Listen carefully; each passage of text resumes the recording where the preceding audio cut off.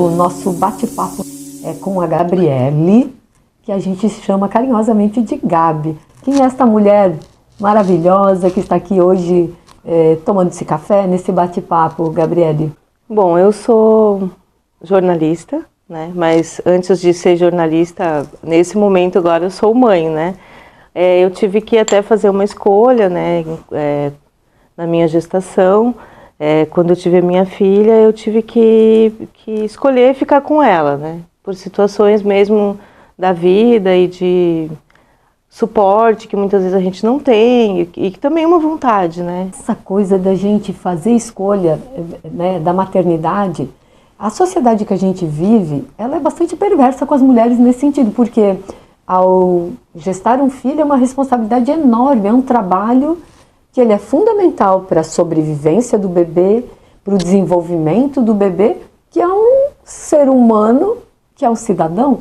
Então, fazer escolhas de ficar nesta tarefa, às vezes a gente fala, eu deixei de trabalhar. Não, você está tendo um trabalho que é diferente daquele que ter uma carteira assinada, um horário fora, né?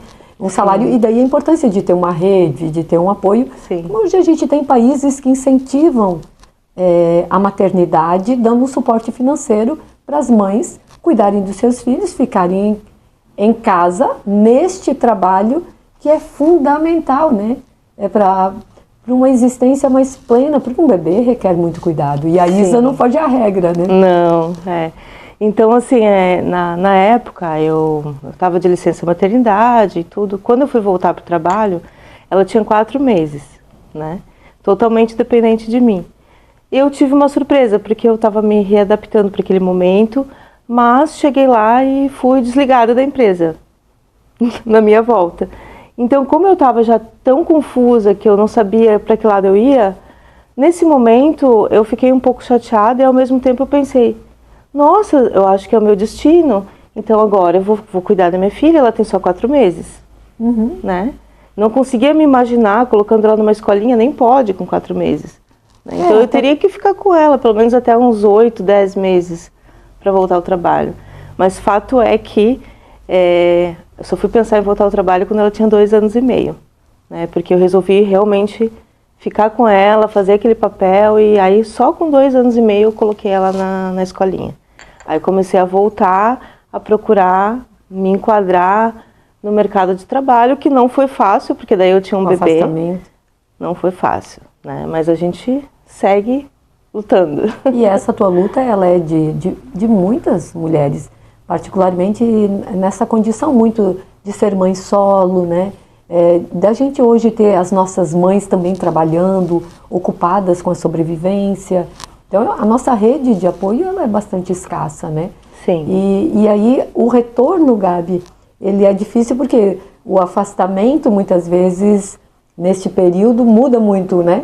O espaço de trabalho, o cenário de trabalho, né?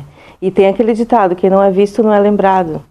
Né? Então, eu também não estava sendo vista porque eu estava no meu momento maternal, estava sempre com o bebê, enfim, eu me reclusei um pouquinho. Né? Então, a volta para o mercado de trabalho é difícil para a gente quando a gente tem filho, assim, né? E mexe com a questão psicológica também, né? Você deixa teu bebezinho lá e fica com a cabeça lá e tenta concentrar aqui, né? E assim vai, até adaptar tudo isso. As adaptações, eu acho que de novo a gente pensar, né, que as adaptações dos bebês, por exemplo, num ambiente extrafamiliar, elas são traumáticas. Mas é igualmente das mães, das famílias que precisam fazer esse primeiro apartamento, né? Essa separação. E aí você ter momentos para fazer isso, com suporte psicológico, isso não é nada de... não seria nada assim, é primeiro mundo. Não, isso é mundo de gente, porque é muito dolorido, né? Imagine ficar 2 anos, você com todo aquele cuidado, com toda essa presença junto à sua pequena, e depois colocar num ambiente que muitas vezes você não conhece, não teve acesso anterior para conhecer quem eram os professores, como que a escola funcionava. Sim. E hoje a gente tem projetos educativos, que eu sou muito favorável a eles, a partir do momento que a mãe, eu conheço experiências, a partir do momento que a mãe já está grávida, quando ela procura o sistema de saúde, ela já vai ter informações do sistema educativo. Então, são sistemas integrados que vai mostrar, bom, aqui a gente tem uma parte de cuidado da saúde, fazer todo o pré-natal, mas já vai te informando quais são os serviços educativos que também tem na comunidade. Então, os pais já na gestação conhecem o ambiente escolar, as famílias, as mães, e depois, antes de inserir com o bebê, ainda que não está na fase de ir para a escola, mas elas já vão tendo contato com a escola. Que interessante. Isso é extremamente possível, e há experiências que isso acontece. Então, quando você leva o seu bebê, você já conhece o ambiente, você já está mais tranquila. Isso favorece a criança, o desenvolvimento dela. E é uma valorização do papel da família no processo de desenvolvimento dessa criança, no ambientamento dela, no espaço extrafamiliar. Então, são experiências que nos estimulam a gente pensar essa cidade mais generosa, eu diria, com as crianças e com as mães. E com as mães, né? Quem me dera se naquele momento isso existisse.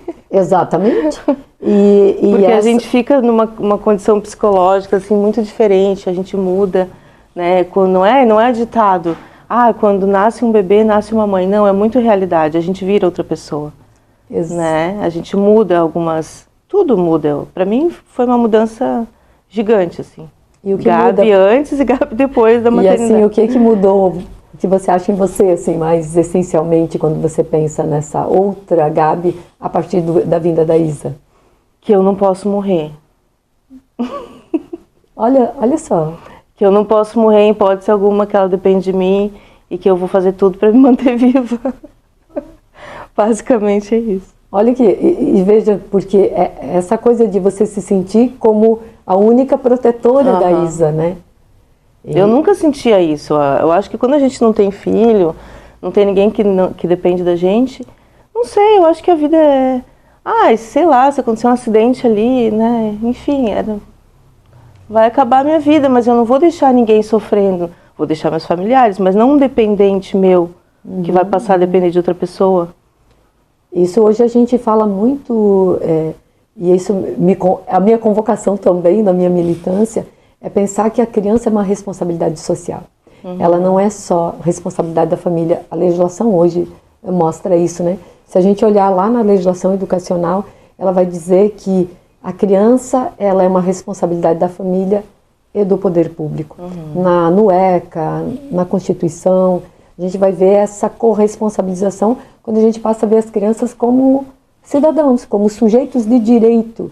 Então, o Estado tem obrigação da proteção, do acompanhamento, mas é óbvio que ele precisa assegurar a essa mãe que ela tenha, então, condições de ser esse suporte afetivo, esse suporte também financeiro, né, de lar, de ter uma instituição. Hoje, se a gente olhar em Balneário Camboriú, 77%, há um dado de 77% das famílias são chefiadas por mulheres. 77%? Chefiadas por mulheres, ou seja, as mulheres são as provedoras do lar. Então, esse é um dado que a gente precisa observar. E aí, quando a gente olha lá no CadÚnico também, as famílias, são em torno de 3 mil famílias que usam o Bolsa Família, também majoritariamente chefiadas por mulheres. E essa é a condição, então, que a gente precisa trazer, né? Dar visibilidade para que as políticas públicas, de fato, suportem isso, né? Hoje, a Balneário Camboriú precisou reorganizar os espaços, por exemplo, de crianças que, por algum motivo, são tiradas das famílias, que estão em situação de vulnerabilidade, ou porque aconteceu algum fato, né? Crianças em adoção. Mas hoje a gente não tem um espaço específico para as crianças, estão crianças e adolescentes no mesmo ambiente, né? Então, é preciso políticas públicas, né, Gabi, que assegurem isso. E tem muita criança, né, nessa situação de vulnerabilidade aqui.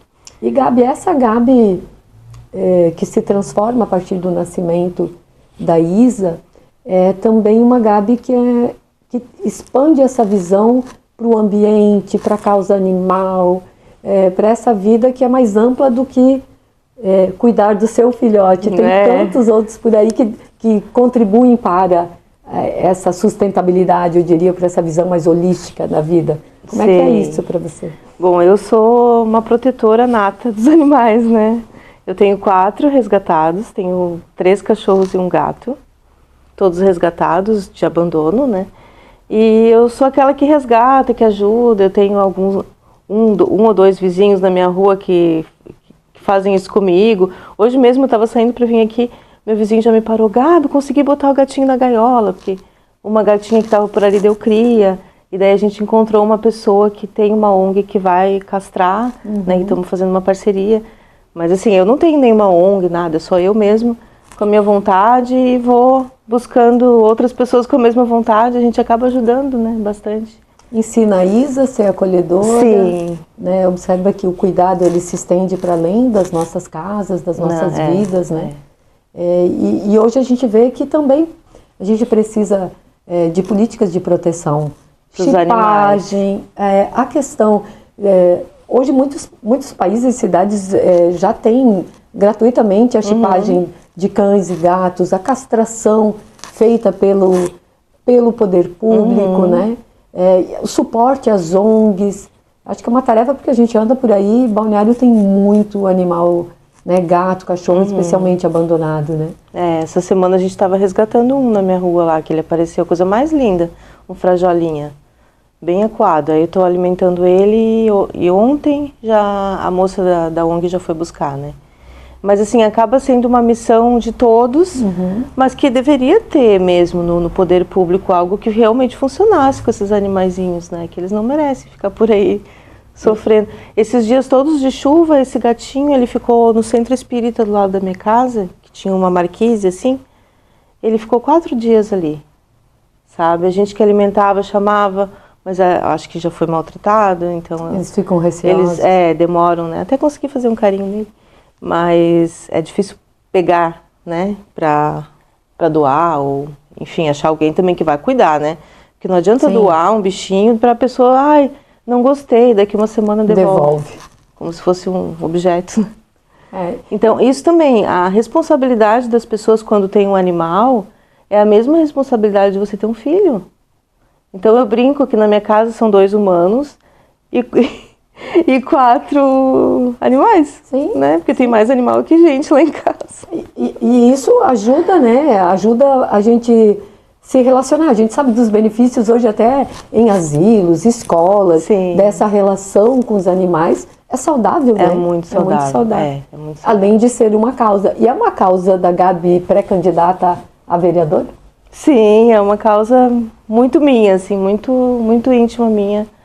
Desde criança eu fazia isso já. Engraçado de lembrar que eu pegava qualquer bichinho que eu achasse que estava abandonado na rua, levava para casa e escondia no banheiro quando eu era criança. Porque eu achava que ninguém ia achar. Daí um dia depois meu pai já achava. E aí, Gabi, o que você fez? Então toda hora tinha um bicho lá no banheiro, às vezes era até uma tartaruguinha, porque eu morava perto do rio. De vez em quando aparecia aqueles cágados assim, eu levava tudo para casa. Eu sempre fui assim. Então, a gente precisa de pessoas na política, na representação, com essa sensibilidade de mãe, de mulher, dessa sensibilidade de cuidar de todas as formas de vida e que eu vejo de forma tão bonita em você, Gabi. Eu acho que Balneário ganha muito com a tua presença e nós ganhamos muito com dividir esse espaço com você, este sofá aqui, este café, que a gente possa trocar e continuar conhecendo, descobrindo essa potência que é a Gabi. Tem também a questão das plantas, né? Que eu sou muito das plantas, árvores, tenho pé de limão na minha casa e estou sempre cuidando das plantinhas. A Isa é assim também, né, minha filha? Então a gente é muito assim, bichinho, natureza e é isso. Eu acho que a vida é isso, sabe? E a Isa, eu acho que tem uma sensibilidade exatamente porque ela convive com isso, né? Hoje nós vemos os espaços verdes, eles quase são invisíveis aqui ou inexistentes, né? E morar em casa, como eu moro em casa, ter uma plantinha ali fora, o passarinho que está fazendo ninho, a gente acompanha a evolução do ovinho, da chegada deles, do crescimento, cuidando. Observando, né? Isso é benéfico de todo ponto de vista, né? Porque esse contato com a natureza, nós somos natureza. Sim. Nós fomos apartados por esse processo mesmo de urbanização e a gente precisa se reconectar. É um chamamento, né, de todas as áreas, essa reconexão, porque nós somos terra, ar, fogo, nós somos natureza, nós somos essa integração. E que bom que tu pode mostrar isso para a Isa e certamente a Isa será uma mulher como você, né? Que é cuidadosa, zelosa. E ela é responsável por molhar todas as plantas. A gente tem, acho que 15 vasinhos de vários tipos, assim, na sacada. E às vezes, quando ela esquece de molhar, ela, antes de dormir, ela, mamãe, não dei água para as plantas. E ela vai correndo lá. E isso é uma responsabilidade dela, não preciso falar nada, é uma preocupação dela. Ela não dorme se ela não botar água nas plantas. A Isa está hoje com... que 12. E desenha super bem, né? Sim. Apaixonado por borboletas também, que eu sei. Sim, e lê muito. Lê demais. Vê a importância de você ter ficado com Isa, estar com ela todo esse tempo. É isso que a gente fala. Quando as mães se ocupam da maternidade, isso deveria ser incentivado, não discriminado, né? Sim. Porque contribui enormemente para uma vida saudável e para uma constituição de um sujeito, de um cidadão que vai conviver nessa perspectiva, junto ao meio ambiente, junto aos coleguinhas, junto às famílias, né? É para você passar os valores, né? Porque eu acho assim que o que acontece hoje com a maioria das mães, elas têm filho, mas elas estão tão atreladas ao trabalho, tantas coisas que tem que fazer e já tem que deixar o filho correndo nem fala com a criança, nem passa nada. Muitas vezes aquela criança ela fica sem referência. Ela fica perdida, ela não sabe nem quem ela é depois de um tempo. Porque não tem essa convivência, acho, altamente necessária, né, com a mãe, enfim, com familiares, né. Mas o vínculo mãe eu acho muito importante, assim, a gente passar os valores. É fundamental. É o vínculo umbilical que muda vidas. Ficamos então hoje nesse bate-papo gostoso, agradecer a Gabi. Eu que agradeço. Caminhamos juntas, Gabi, aí, com essa tua sensibilidade, força e inteligência, para construir uma balneário e uma representação, né, nos espaços legislativos, com essa qualidade, essa competência que você traz para a gente, tão necessária hoje, né, e tão difícil às vezes de encontrar, né? Obrigada.